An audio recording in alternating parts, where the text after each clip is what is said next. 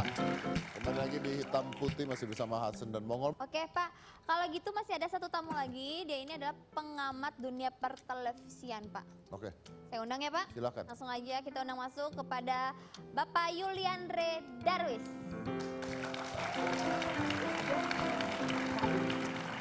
Halo. Apa kabar? Mas Andre. Silakan. Halo. Pak Mongo, Iya.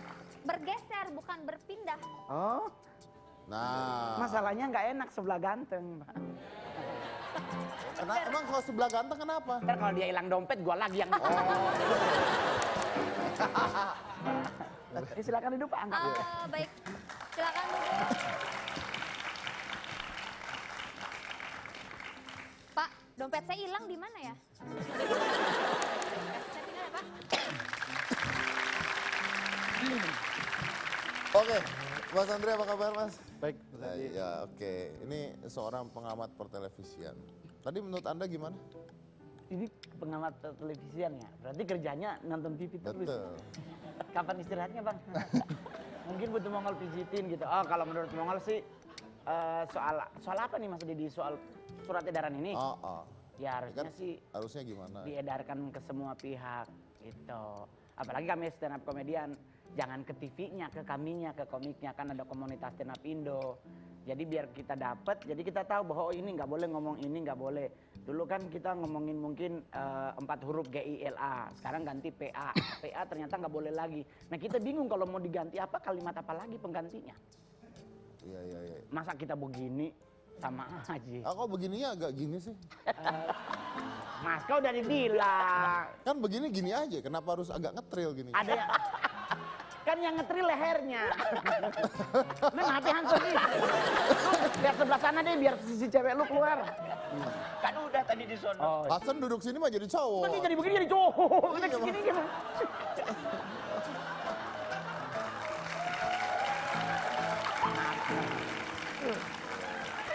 Jadi harusnya surat itu digituin ya, jadi edaran jelas itu ya. Oke, sekalian aja bicara dengan Pak Andre karena beliau juga merangkap ketua KPI. Oh, nggak ada bocoran sih.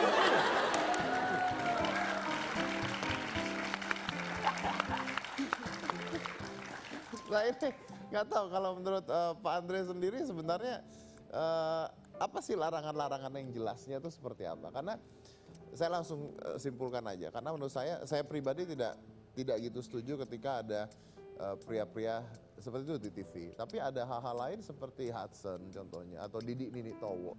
Laki-laki harus berpakaian wanita. Nah seperti apa larangan KPI ini sampai di mana gitu? pertama adalah Komisi Penyiaran Indonesia itu sebenarnya tidak berfungsi sebagai polisi, selalu artinya menilang apakah pengisi acara dan sebagainya. Kenapa ini menjadi sebuah ada kategori, Mas Edi? Karena yang namanya frekuensi publik yang dalam televisi ini semua publik itu melihat. Jadi ukuran usianya yang berbeda, genre berbeda. Justru itu ketika bicara suatu undang-undang penyiaran itu tegas sekali bagaimana menjaga kenorma susilaan, kesopanan dan sebagainya terukur seperti itu. Nah, untuk kasus yang surat edaran ya 2 Februari 2016 menyatakan dilarangnya gaya seperti keperempuanan ya, pria yang berkadang perempuanan, karena begini, seolah dalam sebuah industri televisi itu mengajarkan yang namanya promosi tentang jati diri seseorang itu yang berpindah seperti itu yang lebih bagus dan lebih baik. Sedangkan anak-anak melihat sesuatu yang kayaknya bisa begini ya. Nah, ini harus dipahami bahwa dalam undang-undang itu salah satunya yang memperkuat surat edaran ini adalah masalah kategori anak-anak dan remaja.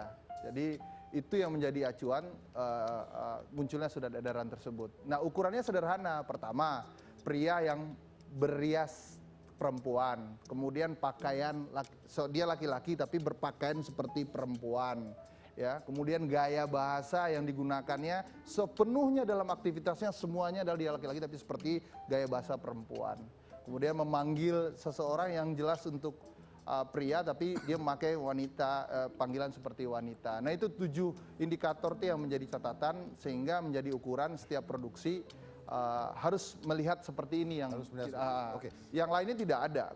Tapi bagaimana balik lagi dengan contohnya Maestro Didi Nini Towo atau dengan Hudson apakah mereka juga kena gitu? Nah, kontekstual ini yang sering salah persepsi bagi seluruh pemahaman atau pengisi acara dan produser khususnya ya, bahwa realitas budaya dan seni itu malah dibolehkan. Jadi tidak ada batasan bahwa seorang jati dirinya, seseorang itu misalnya dia laki-laki, kemudian ketika berperan sebagai seorang seni dan budaya, artinya itu membentukkan jati diri suatu bangsa, dan itu tidak ada masalah. KPI nggak pernah melarang. Sama kasusnya adalah ketika pembluran. Jadi blur KPI itu seolah yang kelihatan paha, bokong itu harus diblur. Itu pernah kejadian kan.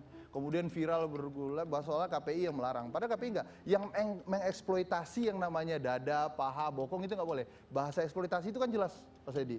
Naik turun, zoom kameranya diperdalam, kemudian dinaik turun dan sebagainya. Sama kasusnya dengan apa yang sudah edar masalah bergaya kewanitaan. Artinya seorang yang sebenarnya bisa dia berdandan seperti laki-laki, tapi dia berubah dandan seperti perempuan. Nah itu yang sangat jelas bahwa Komisi Penyiaran Indonesia khusus menghimbau para industri untuk tidak menjadikan ini menjadi sebuah tuntunan. Oke. Itu aja sih Mas Didi. Itu aja. Nah, dengan Hudson bagaimana contoh? Ya itu yang saya bilang bahwa ini realitas fakta talenta, ya, budaya dan seni yang kami anggap ini adalah sebuah profesional seperti Mas Mongol bilang tadi, ketika realitasnya ketika harus berperan seperti perempuan, nah memang ada satu scene yang memang talentanya seperti itu. Tetapi ketika dia tampil menghabiskan semua durasi itu, berperilaku memang seperti itu padahal dia bukan seperti itu. Nah ini yang menjadi masalah. Nah gimana sih indikatornya gitu? Nah, itu yang sulit kan? Nah itu yang menjadi catatan. Apa yang harus dilakukan? Salah satunya kalau misalnya udah talent kayak Mas Hudson, itu jelas talent bagaimana dia mempunyai suatu kreativitas yang sangat tinggi untuk bagaimana memerankan itu. Nah kan berbeda dengan kondisi yang dipaksakan ya, bahwa memang ini yang harus dijadikan gitu. Oke, kalau misalnya ada pria komedian, Ya. terus berperilakunya maaf kebanci-bancian gitu. Nah kalau dalam sebuah durasi full seperti itu Mas Dedi, dia nggak boleh. Itu tegas. Tapi ketika Mas Mongol nih, ketika tampil tapi mengadegankan sesuatu yang memang harus seperti itu, tapi itu menjadi suatu guyonan, nah itu tidak ada masalah. Misalnya cuma berapa scene menjadi seorang banci mungkin, tapi nggak full dalam durasi itu aja yang dilakukan. Oh, kalau gitu saya bisa salah nih, maaf kalau saya salah. Ya. Jadi ketika seseorang itu dalam sebuah acara dia memerankan atau mencontohkan memerankan sebagai seorang wanita, tidak full ya, tidak full.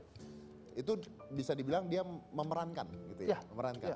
Tapi kalau yang memang sudah ngondek gitu, ya bawaannya akan ngondek terus. Betul, gitu intinya gitu. Itu yang dilarang gitu maksudnya. Oke.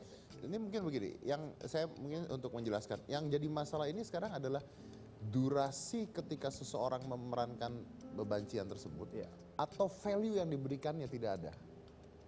Bisa jadi dua-duanya ya, bisa jadi dua-duanya seperti itu. Kalau gitu Anda pun menilai dong harusnya ya. Ya. Jadi ketika Anda melihat seorang Hudson, Anda harusnya menilai kan. Ya. Ketika Anda melihat seseorang yang pria dengan candaan alay, bebancian, itu dinilai gitu. Betul. Jadi maksudnya masih ada kelonggaran ketika dilihat. Betul. Karena kita menghargai yang namanya sebuah kreativitas, kita paham lah. Tapi ketika common sense itu, wah ini sengaja begini, itu kelihatan sekali Mas. Karena kita... Tapi kalau Mongol kan memang nggak sengaja, bawaan ya Anda ya.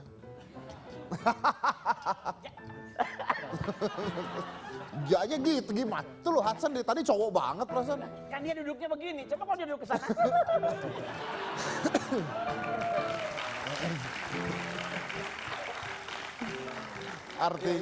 Artinya walaupun ada larangan dan sebagainya, tapi you using a common sense to menilai hal tersebut, ada common sense yang dimasukkan ke dalam sana ya. Betul Mas Edi. Seperti kasusnya ini agak mirip dengan masalah yang saya bilang tadi, eksploitasi pornografi. Yang dalam undang-undang itu bahasanya ketika kelihatan dada wanita, bokong, itu memang itu nggak boleh. Tapi bahasanya jelas eksploitasi Mas. Eksploitasi ini kadang-kadang orang menganggapan ketika di shoot orang berenang, itu kan kelihatan dada, bokong semua ya. Tapi ketika itu apakah harus di-blur? Ini ada salah satu televisi memblur semua itu. Jadi orang jadi bingung, kemarin tuh begini ya. Pernah kejadian ya? Saya pernah liatin film kartun, Nah sampai itu juga di-blur juga. Nah pemahaman ini yang sering salah bagi khususnya dalam quality control dalam sebuah industri TV.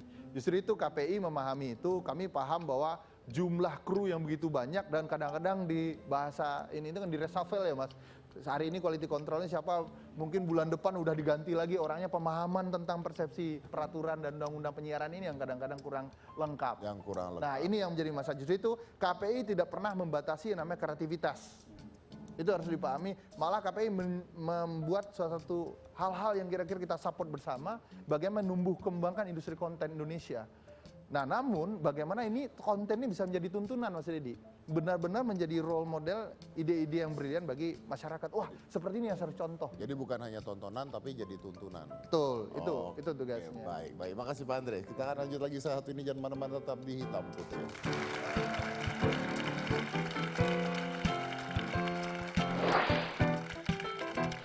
Nih, Kalau anak Anda pria nonton seperti itu boleh? kalau emang lucu sih nggak apa-apa. Dia jadi bahagia nanti. Bahagia.